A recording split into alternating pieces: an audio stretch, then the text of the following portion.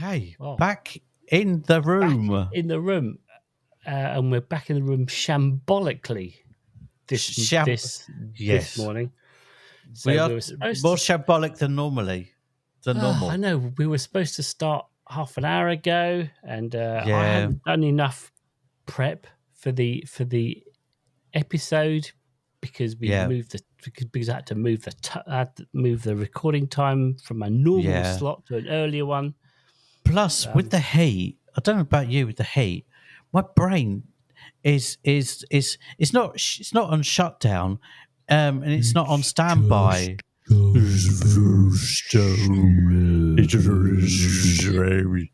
on.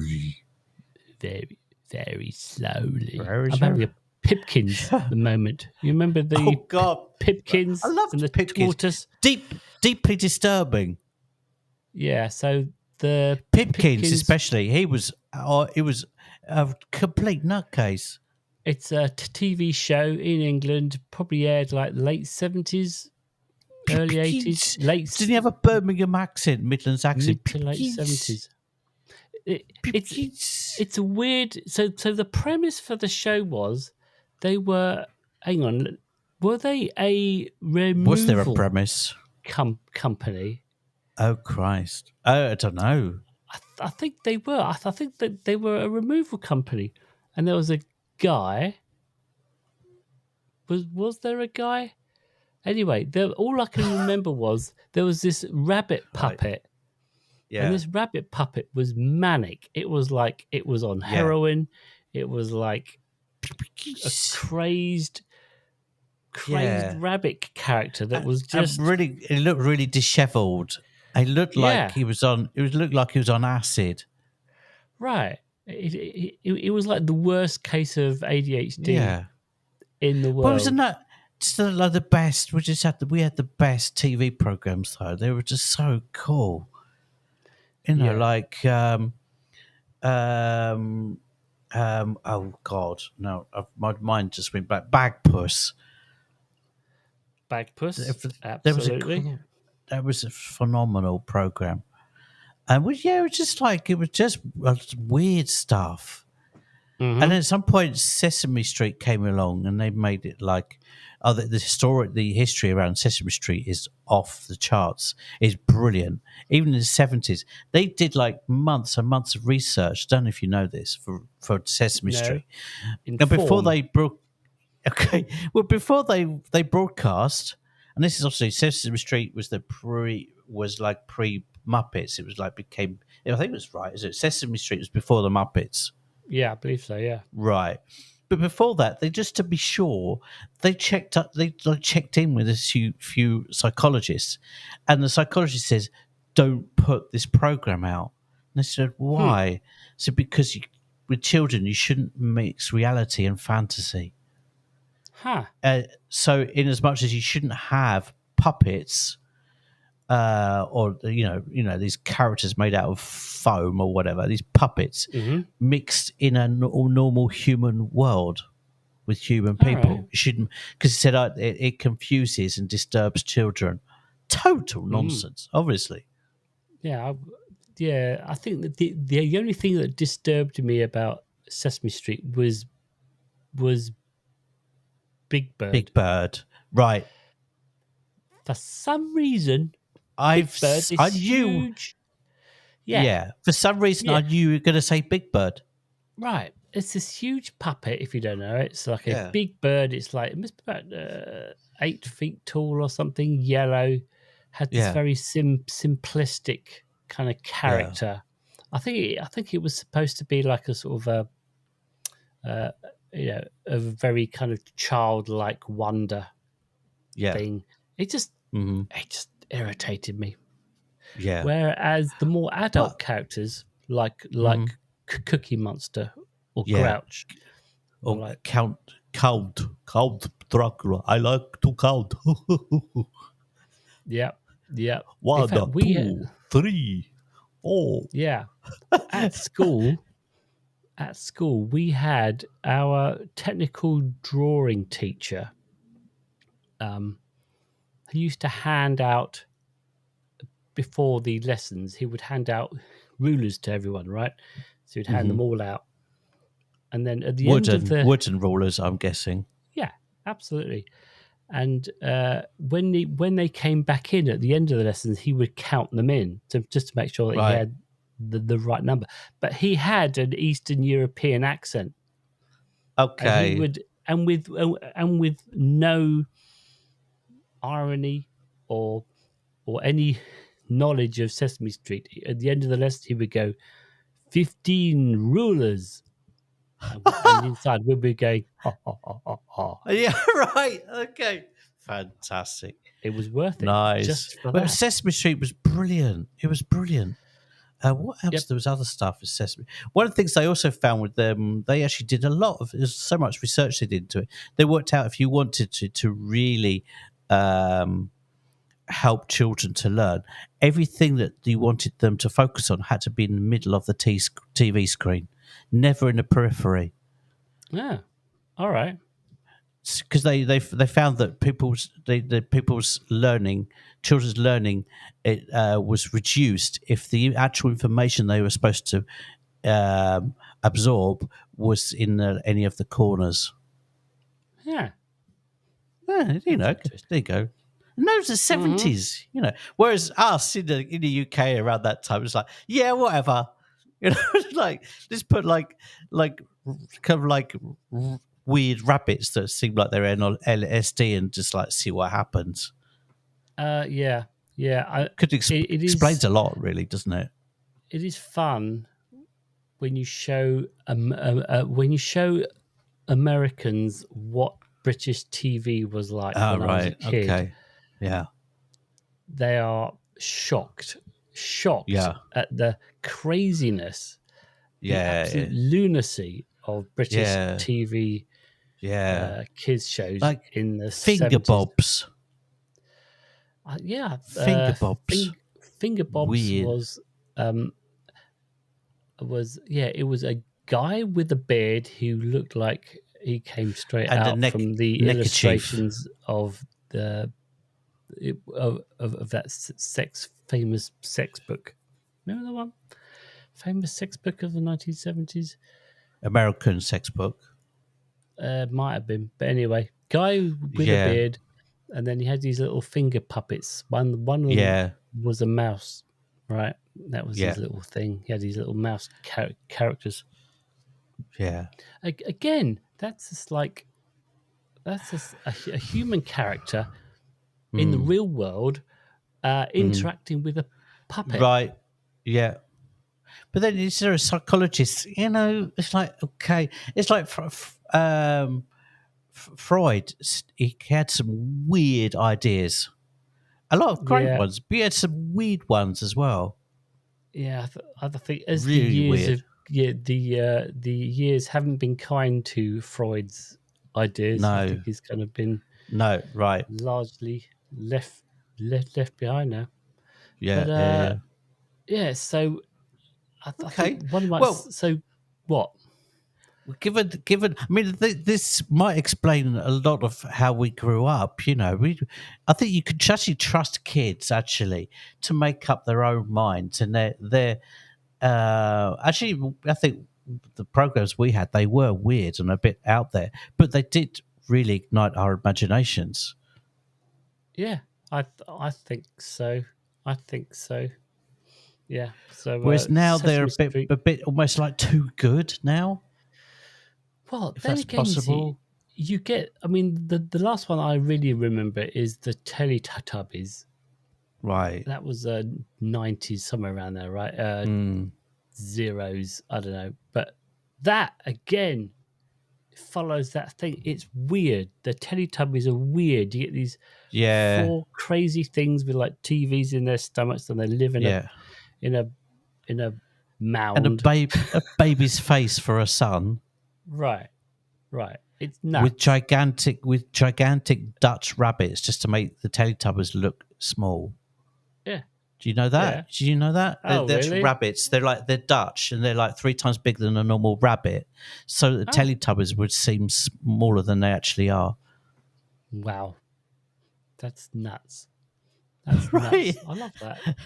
I love that. But the thing is, I think, like a lot of the stuff we saw, there was no real objections. There was no real attempt to kind of actually teach something to kids. There's no like kind of moral messages or whatever. Generally, it's just like storytelling, and just a lot of it. Some of it was just nonsense. It's just entertaining for kids, roughly. Speaking of storytelling, so the Magic Roundabout, which was another one. Actually, you know what? If you are American and you're listening to this, I am sorry. We're just talking about British rambling. TV. This is like that you've never seen. So Magic Roundabout was French, right? And I didn't know it's French. Okay. And they imported the show. Right. No one bothered or even wanted to translate the French, so it didn't come over them with any language. So they basically made up the story based on what they were seeing on the screen. Oh, really? Yeah. That's fascinating. So somewhere That's out fascinating. See, you just flipped, Martin. You just like flipped a whole little corner of my little mind. You flipped a little corner, a little niche of my mind. It's like, oh, okay. I like that. That's good. That's good. So sorry. Carry on. No, I think that was basically my point. Was that as far as storytelling goes, they just saw Dougal and Dylan the rabbit and Brian the snail, and they just looked at what they were doing and went, well, maybe it's a story about this or that, and they couldn't be asked to actually get a French translator in. So somewhere out there, you could watch the same episode in French, and then maybe they have subtitles. Wow! And you go, oh, that was supposed to be the story, not about Dougal's. The theory is that it was about drug dealing, right? Yeah, right. So you had the dog who was addicted to sugar. Yeah. Right. Yeah. Which of course everyone was like, is that cocaine? Sold really too bad. But sold to a hippie kind of character called Dylan. Dylan, who was basically he was high as a kite for every episode that he was in. Yeah, it was like a white Snoop Dogg. He was out of his tree. He was literally just like gone. Yeah. I'm just trying to think of other kind of. I took you very slowly, like we did in the beginning of the podcast. Right. So if you think about it, right, at the time in the 70s, you're sitting there in the BBC Kids department, right, and you get this program coming in from France, and you look at the rabbit, and the rabbit just looks like kind of out of his head, and you're thinking, who is this? And you're going, well, he looks kind of passed out. He looks like a stoner. Right. Yeah. Maybe he's like, and then you think hippies, and maybe you think Bob Dylan. Yeah, exactly. At the time, think, oh, maybe he's like a Bob Dylan character. Maybe he's just a total hippie waster. Oh, right. So in the mindset of the people writing the story, they are thinking. It's a little piece of me that kind of likes to think that the videotapes were like sent over on the boat across the English Channel to London, and somehow the tapes went overboard. So the sound is somewhere in the bottom of the English Channel. Just the sound. So when just waiting to be discovered, little black box. Just the sound ones. Anyway, yeah. I'm sorry, but we only had one copy with the audio on it. The other ones we scrubbed the audio. Oh well. Okay, well we might as well have those then. Who said those? Right. Stop. Carry on. Which I feel like I should go full circle and take us back to why we're talking talking so slowly. Because you'll be talking even more slowly soon because you've got a dentist appointment coming up, and you'll be like a bit like. I do have a dentist appointment coming up, which is why we're all a little bit out of tilt. Because usually we record this at the same day and the same time, and I remember the conversation we had about doing it early, and I thought, oh no, that's for an episode in 3 weeks' time. No, it wasn't. It was today. Mm-hmm. So you booked an appointment for the dentist. So clearly your obsession with dentists. Dentists become like your favorite place to be now. I haven't actually been for 6 months. Oh, okay. 6 months. Oh, fair enough. How long have we been doing this pod for? For 9 months, 10, almost 10 months. 10 months. Right. So at that point, 6 months ago, when I made the appointment, and someone said, "Yeah, Mr. West, would you like to do Wednesday?" Okay. Now it's making sense. Clearly, it hadn't quite clicked in my brain that Wednesday mornings were our recording time, not going to the bloody dentist. Okay. It is going to be interesting. So, for those, for everyone who hasn't been following along, and why should you? So, I used to have to go to the dentist every 3 months. Actually, you really should. I will. I had to go to the dentist every 3 months because my oral care wasn't there. Right. And I felt like, and so I've had to go every 3 months. And then I discovered in my 50s a trick that I could do. So I always brush my teeth several times a day, which is, I've got 2 bathrooms, one upstairs, one downstairs. The one upstairs has the toothpaste in it. Every time I'm in there, I have to brush my teeth. So if I walk in there, maybe to do my business, I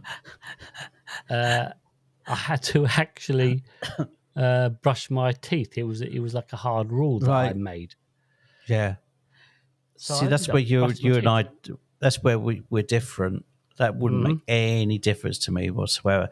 I could have a room full of toothbrushes, and it wouldn't make me brush my teeth. Right. I brush my teeth in the morning, and that's the maximum I can do. I never brush my teeth more than once a day, ever. Right. Just in the mornings. I see. But sometimes I forget. If I get distracted, you were doing better than me. If you get yeah. So anyway, so then I started doing that, and then I went to the dentist 6 months ago, and I said, actually, it was quite funny because I was in there going, I've discovered a new thing. If I go, every time I go into the bathroom, I brush my teeth, and they're like, oh, that's great, and then they were like, oh no, oh, you could be you could be brushing your teeth too much, and I'm like, I can't do. I can either do one or the other. I can't. Yeah. So they were panicking. Right. And therefore, and also using too much. Is it the too much brushing that's the problem, or too much toothpaste? Well, that was the too much toothpaste conversation, which was the how much toothpaste should you use? It's about the size of a grain of rice. Yeah, which is astonishing because because every time I brush my teeth, I think of that conversation, and I think of these all the toothpaste advertising when they show this like abundantness of toothpaste on the toothbrush. You think, actually, if everyone suddenly, like tomorrow, all went back to, we only put like a rice grain of toothpaste on our toothbrush, their profits would be something like 90% less on their toothpaste. Plummet. Crisis in Colgate. Yeah. there'd be meetings. I tell you, meetings. There would be meeting. Yeah. Mm-hmm. My first girlfriend was called Colgate. Oh wow. Yeah. And you brushed her off. Aside. I brushed her off. There we go. Oh, I think, yeah. I don't know what happened. That's just another story for another day. Oh, right. I was about 10 years old, though. Wasn't really a girlfriend. Oh. So, baby teeth. Yeah, exactly. Anywho, we've got. I haven't finished yet. Oh, sorry. I've got 2 threads that are still outstanding. One is, why am I talking slowly? Is because there was a tortoise in the Pipkins who talked very slowly because he was a tortoise, right? Yes. So that's why we were talking slowly, right? So that's that, right? Thread done. Right. Second one is back to the dentist. I love these ADHD rambling conversations.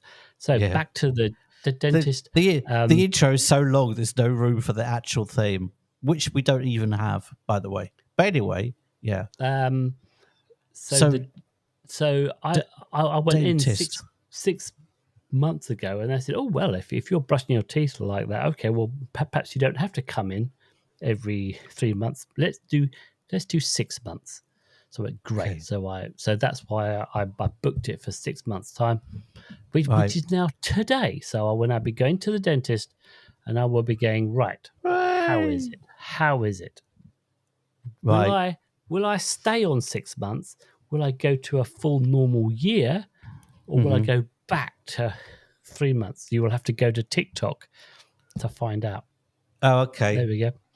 Well, the anticipation is, I'm almost consumed by the anticipation. Right? Yep. Consumed. All right. Okay. Shall we roll the intro music? You know what? Sure. Let's do that. I was actually almost going to do it right at the end. If you hadn't have said anything, I was going to push it till almost the end of the episode for comedy. Okay. Comedy effect. We would. So I was thinking, I might do the outro, the intro just before the outro. But now you've said it. But the intro music, it has this effect on me because we've been doing it for like 9 months. The intro music in my mind, it kind of like it sets me up for talking whatever we're going to talk about. All right, it's like a trigger, but a nice trigger. Right. Well, it's been a while. It's been 23 minutes, but welcome to ADHDville. Longest intro ever. It's been a long time. Talking about silly UK children's programs. US audience don't know what we're talking about. Clangers. Probably the best of all of them. The best of all of them. Hello, I'm Paul Thompson. I was diagnosed with the combined ADH and the D 9 months ago. And I'm Martin West, and I was diagnosed with the combined poo-poo platter in 2013. Excellent. So we're just here. Start again. So we're just two mates who, by coincidence, after 39 years of friendship, discovered they were co-ADHDers. Hurrah! Now it's really important to say that this is an entertainment podcast about adult ADHD and does not substitute for individualized advice from qualified health professionals. Always difficult to say that bit. So don't take any advice from Martin, only from me. No, not from any of us. We're just here as a kind of all-inclusive ADHD park bench with room for everyone, including your doppelgangers, your alter egos, your body doubles, your chaperones, or your best buddies. Oh, so you're still here. Great. So grab your jetpacks, pedalos, space hoppers, or any other transportation methods and let us take you to ADHDville, an imaginary town that we've created in our minds.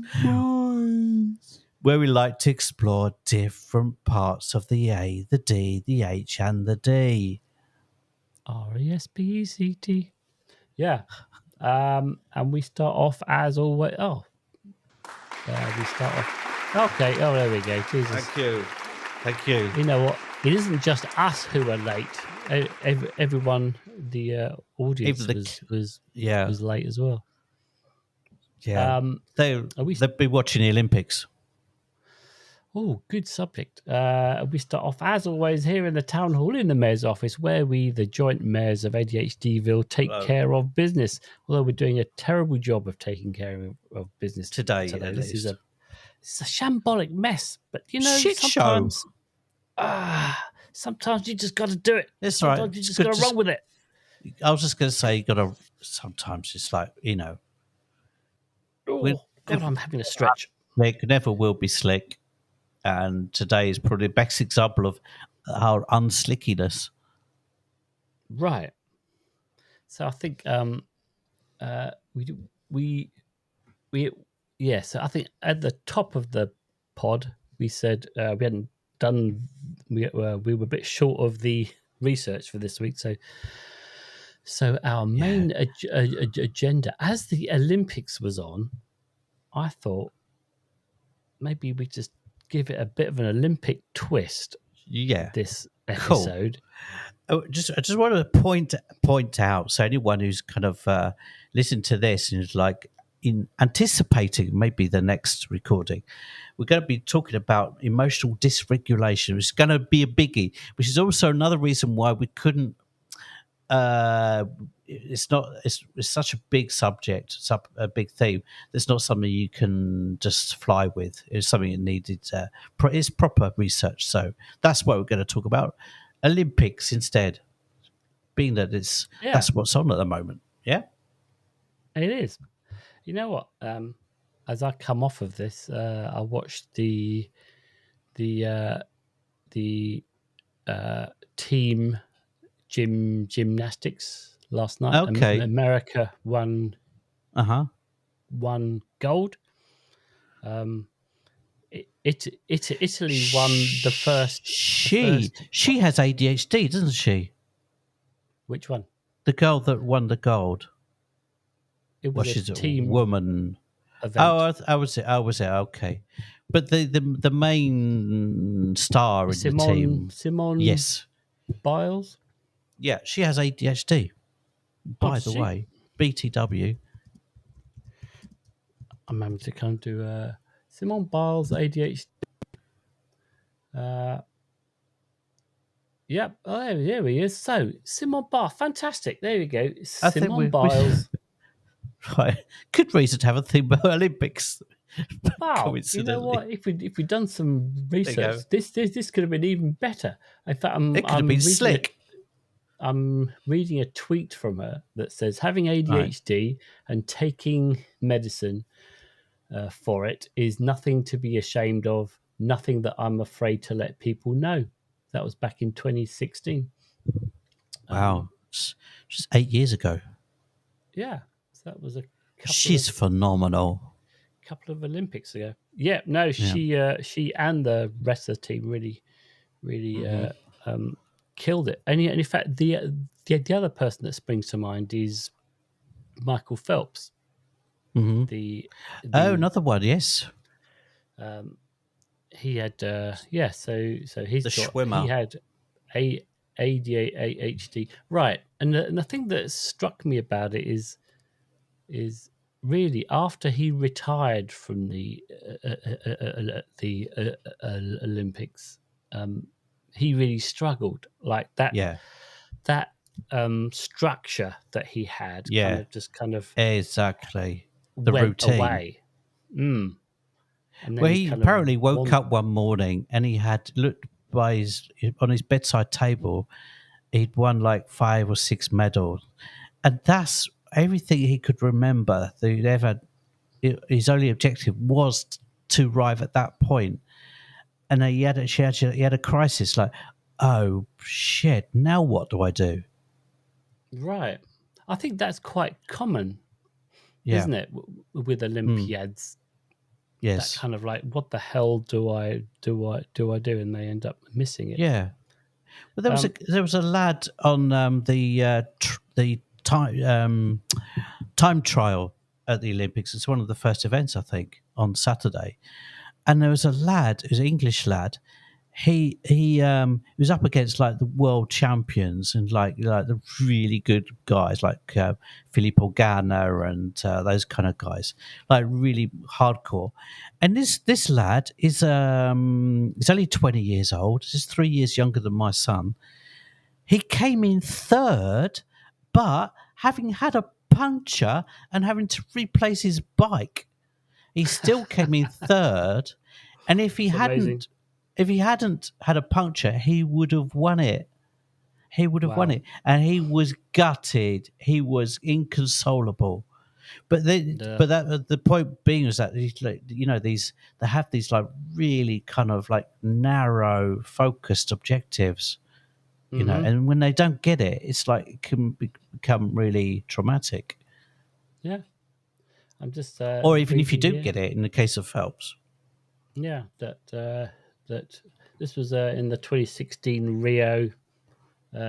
Michelle Carter, who won the Olympic gold medal in the shot put. She grew up with ADHD and dyslexia. Wow. And that didn't stop her one bit. Fantastic. One bit. In fact, there is actually statistics that says that the instance or the of ADHD in Olympic athletes is higher than in the general population. So okay. So I guess because they're really hyper focused.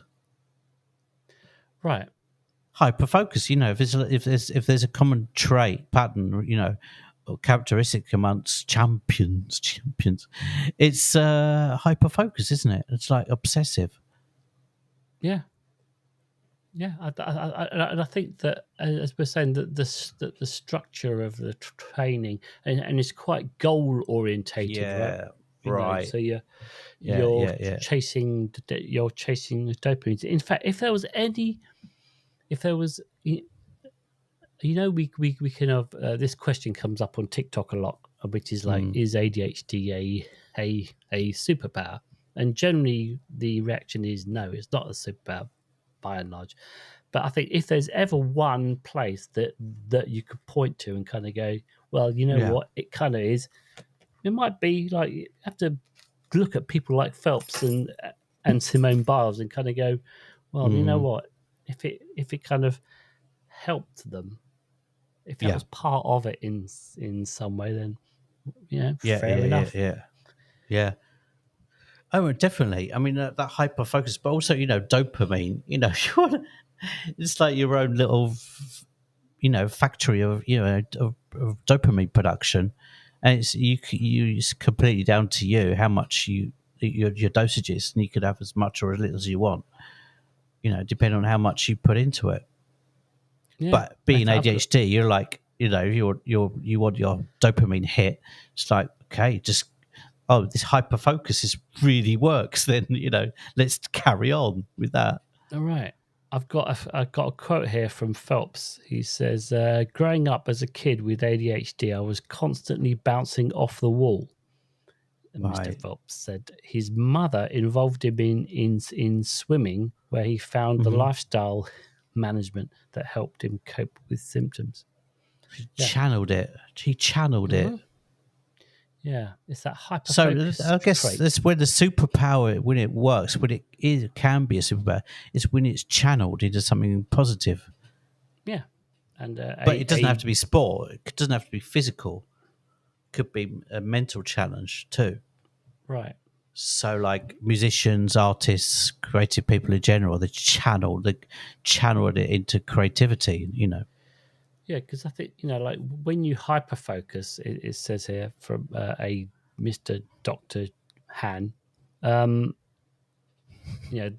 hyper focus trait in elite athletes with ADHD may block out distractions during practice and competition. Okay. Right. In fact, now I'm thinking about it, Phelps, before he went in the pool, he would have his headphones on. He'd have big headphones, and he would just like right. he would just be like in the he wouldn't talk to In him. the He would just zone. be like, yeah, Yeah. he would just be there. I've done that in my past. It's like, well, actually, not in sport, but also sometimes if I like at the moment I'm concentrating on a sculpture that I've been commissioned to do, and I am totally and utter absorbed in it. I mean, literally, my girlfriend would bring me out a beer to drink, and I say, "Oh, thanks," and it's really kind of you. Thank you very much. Turn around, and then the next time I turn back, and like half an hour later, there's a warm beer on the table. Mm-hmm. Totally fixated on what I'm doing. Yeah. So, But I'm zoned out in that moment as well. That's the point. I'm like in a parallel universe almost. Mm-hmm. Right. So I was just gonna say that if people didn't know, you were doing a sculpture for a Yeah, for a a museum, gallery, a museum, museum of iron right? in northern Italy, in Brescia. Yeah, it's like halfway through. All right, all right. So Yeah. yeah, so how is that? So in a project, I can imagine quite easily there's a lot of upfront excitement and dopamine right at that front end, right? So you're Yeah, like really excited, you yeah. just which I find really helps overcome the like, oh, am I good enough for this? Should I be doing it? I don't know. I'm Yeah. worried about it. Was actually that kind of like, oh my god, I really want to do this. Just kind of like just gets you started. Yeah. It's kind of goes through phases. Yesterday morning, for example, I was because I went back to I had a meeting with the other artists and the curator on last Saturday. Went back to the museum and like deciding like where it's going to be positioned, how it's going to be positioned, and how it's going to be lit and everything, and how it's going to be positioned in relationship to the other artists' work and stuff like that. And that was all great. And then it came back, and I had a little bit of a crisis. I was looking at my sculpture and said, "It's not a work of art. It's just an object at the moment." That was yesterday morning. I had a bit of a 5 hours thinking, "Oh shit, it's shit." And then I got it back, Martin. I got it Oh, back last night. I got it back, and I suddenly realised what I had to do with it. oh right, Yeah, so okay. it's like goes in waves with low obsession as obsession. Didn't really have any doubt at all whether it was going to be good enough, and then I get like little little bits of time where I'm thinking, but use it in a good way. I mean, that's the point, Mm-hmm. creative artists, they're crippled by doubt, and that's how it should be. That's where all the good ideas come from. Right. You Yeah, know, yeah. it's not if an artist is really really good at something and they're like super talented and they're just like really amazing work, but they're really confident, there's a good chance that they're actually narcissists, because 99% of artist work comes out of crippling self-doubt in reality, Mm-hmm. I think. So how good are you towards the end of a project? So when it kind of It fades. well, and I'm thinking Yeah. more specifically, it's kind of less the kind of projects that you do for yourself, right? Where there's no Hmm. deadline, it's just you Yeah. versus a project where you've kind of got, well, there is an exhibition, there's a Yes, firm exactly. date to it, there is Yeah. another bunch of people who I'm doing Yes. this with. So it's a Right. team sport, if you like. Well, it's not really a team. I'm very competitive, actually. And there's Well, I mean, the other artists. There's two Italian artists and a Japanese artist and me, and that helps me focus. I'm thinking, okay, I want to kill it. Not them. I want to right. kill it. I want it to have its it's not. I don't want to just produce a sculpture and plonk it in a space. It's got to have a reason to exist, right? You want it's got to be basically good. everyone has their sculptures up, and you're in this opening night, right? Yeah. And people are coming in, and you want everyone to go up to yours and go, oh man, yeah, oh this one, yeah, oh exactly. the other ones, yeah, nice, but this one, this is why I came. Yeah, this was worth of the nice valet parking. Yeah, exactly. Where's the artist? Well, even more than that, I want it to leave an impression. I want it to, like, not for everyone, obviously, but for like maybe one or two people, like there'll be maybe, you know, there's something. Who is this Paul Thompson person? Who is this guy? I've never heard of him. Who's this Paul Thompson? Who is it? Is he the next Picasso? What? Who? I have to find out more. Right, but my worst nightmare is this is like an unveiling, and it's just like disappointment. Or, like we always say, the worst reaction is actually, what was it we said? It's not good or bad or hating or loving something. It would be apathy, indifference. That would be, if someone hates it, I'd be fine. If they're indifferent, I'd be mortified. Right. So that keeps me going, you know, other than the deadline, you know, because it's going to be, I think, October. Keeps me very focused, like I'm on it, like a dog with a bone. Right, because there is that failure feeling as well. Like, what you don't want to happen is for it to be opening night and people are going around going, oh, these are great, but this one by Mr. Thompson, what the fuck is that? Yeah, you know, like oh, this is another. I'm not saying that's going to happen, but right, but it's like no, I don't want that. I'm going to put my heart and soul into this. I'm going to make this as best. So that it doesn't really matter what the reaction is. It's like no, this you're wrong. If you don't like this, you're wrong. Yeah, I'm right.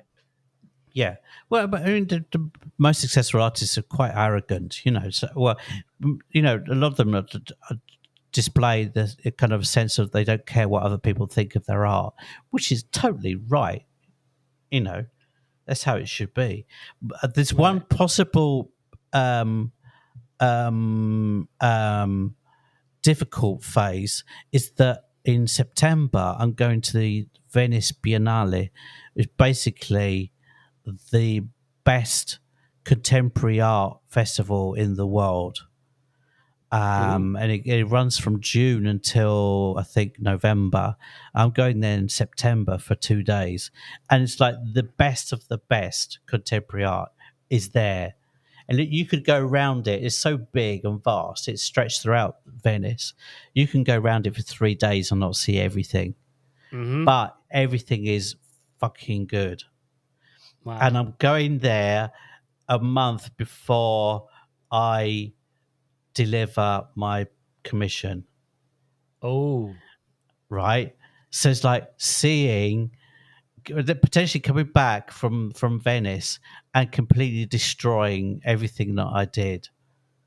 Or somewhere in the middle, I'm thinking just you'll come back and go, remodeling this is rubbish. It's just like, shit. Set it on fire. What am I doing? I'm just going to burn it. I'm just going to burn it. And then I'm going to sell it as a video piece of me burning my sculpture.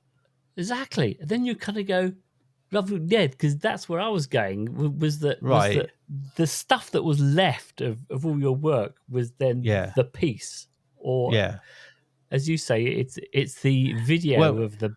but it could be even more dramatic than that. I might die if I burn it, because by that time it will have like about 10 kilos of acrylic modeling paste on it, and on top of that it would be spray painted with all kinds of chemicals to get a metal effect. I'll probably die from inhaling the fumes.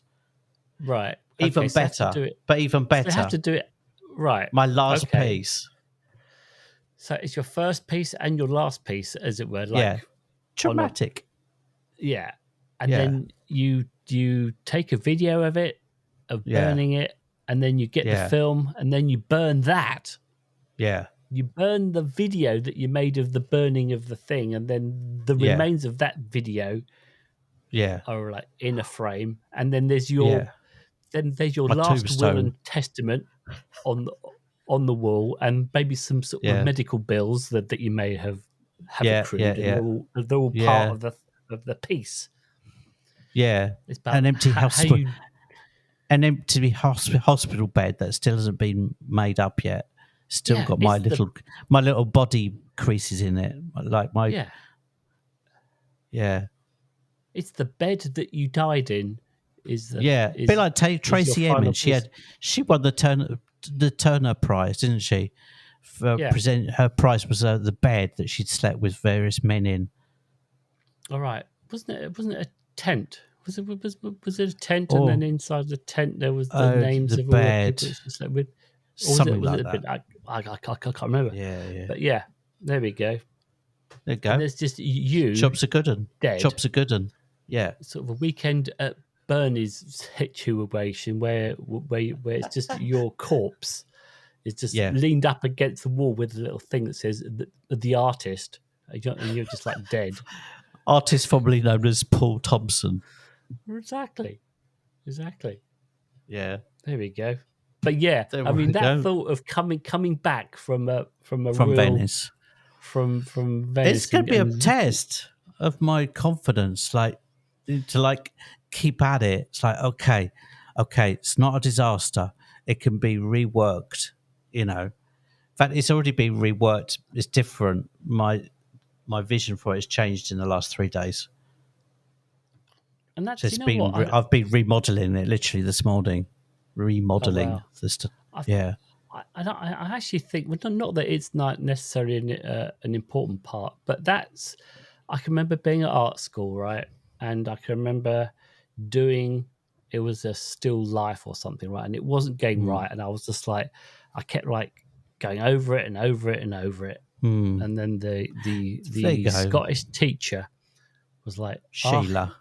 She was like, she said that she liked that you could see that you could see the work and the changes and the angst, the going over and the going over and the changing and the changing. Like that's part of the process.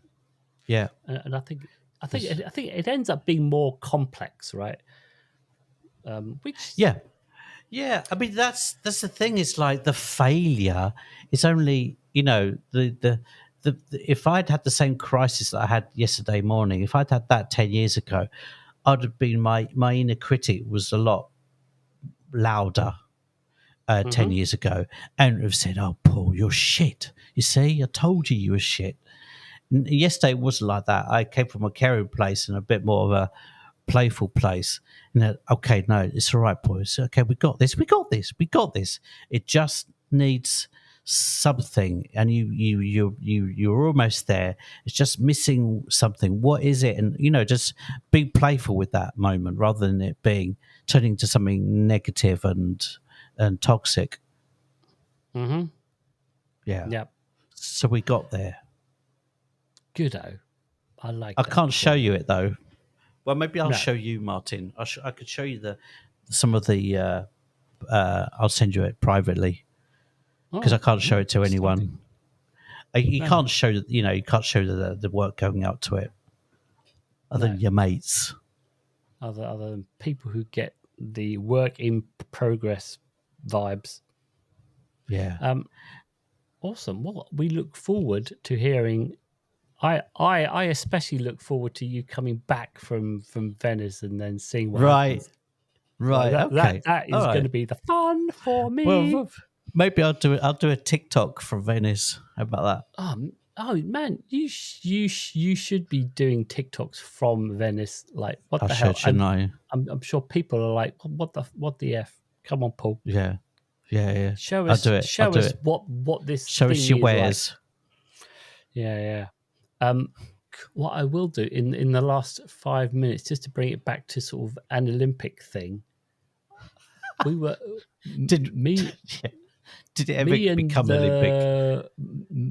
Me and the wife were watching it last night, and we were watching the women do the oh crap, I've forgotten the name of the gymnastic, the beam, you know, that oh right, the beam, yeah. They were doing all these like crazy moves on it, and we were like, man, is this the most dangerous Olympic event? It's madness, isn't it? And it is the most dangerous of the gymnastic events. But then I looked. I've actually got the top seven.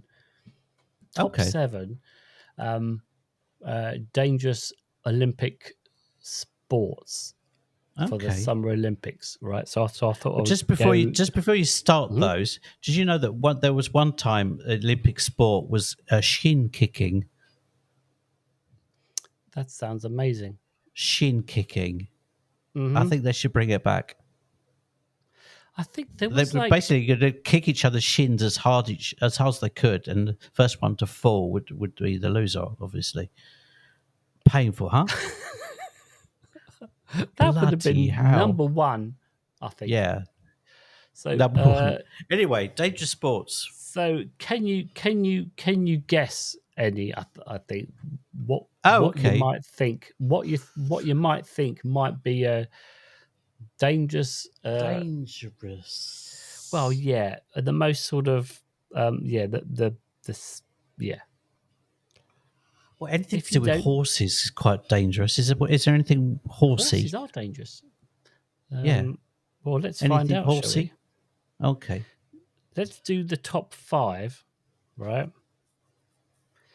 Number 5 is drum roll. Boxing.